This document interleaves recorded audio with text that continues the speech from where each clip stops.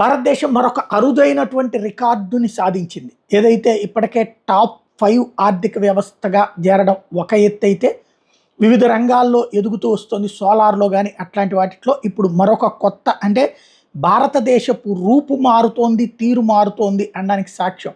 నేను చాలా సార్లు ప్రస్తావించాను. మధ్య తరగతి కూడా ఇప్పుడు లగ్జరీ వైపుకి కాదు, లగ్జరీని అవసరం కింద భావిస్తున్నారు. కారు అంటే ఒకప్పుడు లగ్జరీ గూడ్స్. ఇప్పుడు కార్లు అనేటువంటిది సహజంగా వాడుతున్నారు. మధ్య తరగతి ఒక 50,000 పైన జీతం వచ్చేటటువంటి వాళ్ళు కారు కొంటున్నారు. చిన్న కారు అయినా సరే. రూ. 1,00,000 జీతం వచ్చేటటువంటి వాళ్ళు పెద్ద కారు కొంటున్నారు. ఎందుకంటే ఈఎంఐలు ఈ ఫెసిలిటీ ఉండటం వల్ల.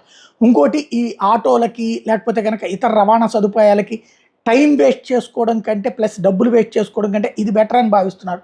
టూ వీలర్లకి ఇంట్రెస్ట్ చూపించట్లేదు. అంటే టూ వీలర్లకి ఒకవైపు నడుస్తున్నారు.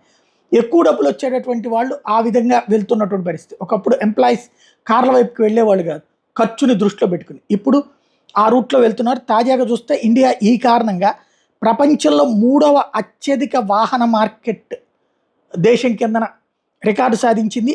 జపాన్ని దాటింది. జపాన్ ఇదివరకు 3వ స్థానంలో ఉండేది. ఇప్పుడు ఆ లాస్ట్ ఇయర్ 50 లక్షల కార్లు కొనుగోలు చేశారట భారతదేశం. 50 లక్షల కార్లు, 5 మిలియన్ యూనిట్స్ లాస్ట్ ఇయర్. ఈ నేపథ్యంలో రికార్డు అధిగమించింది.